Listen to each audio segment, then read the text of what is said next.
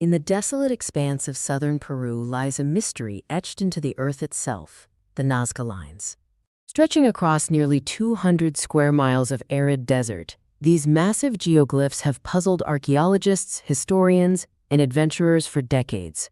Spirals, monkeys, a 120-foot hummingbird, a spider spanning 150 feet. These aren't just ancient doodles scratched into the dirt. The official story claims they were made by the Nazca people between 500 BCE and 500 CE, tributes to gods or markers for water sources in a parched land. But what if we've been looking at it all wrong? What if these aren't earthly creations at all, but something far more cosmic? Welcome to a theory that might just shake your understanding of history. The Nazca Lines are alien runway markers, navigational aids for extraterrestrial cargo ships. And the evidence is right there, carved into the desert, waiting for their return. Let's start with the basics. The Nazca Lines were discovered in the 1920s when pilots first flew over the region, spotting shapes too vast to see from the ground. We're talking figures up to 1,200 feet long, perfectly straight lines running for miles, and geometric patterns that defy the tools of a pre-industrial civilization. The Nazca didn't have drones or satellites, yet these designs are precise, aligned with astronomical events like the solstices. Take the hummingbird, for instance. Its beak points directly toward the rising sun on the summer solstice, a fact confirmed by modern surveys. Coincidence? Maybe. Or maybe it's a beacon, a signal for something, or someone watching from above. The spider glyph mirrors the constellation Orion, down to the angle of its legs, a celestial map etched in dirt. These aren't random. They're deliberate, functional, and eerily advanced.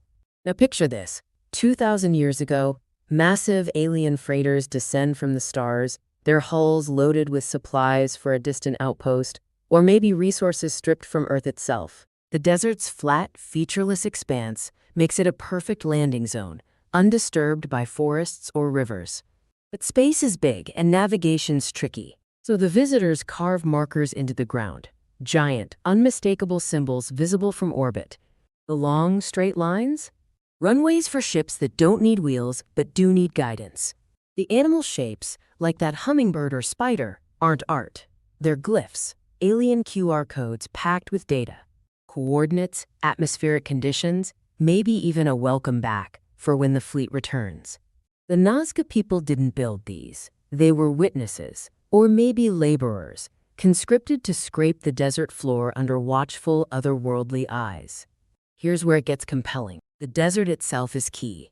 The Nazca region is one of the driest places on Earth, less than an inch of rain a year. That's why these lines have lasted millennia. Erosion barely touches them. Archaeologists call it a natural fluke, but what if it's no accident? What if the aliens chose this spot because it's a perfect preservation chamber? A message board meant to stay intact until they swing by again. In 2014, a geomagnetic survey revealed underground channels beneath the lines, suggesting they might tie into a larger system, maybe fuel ducts or power grids for those ships.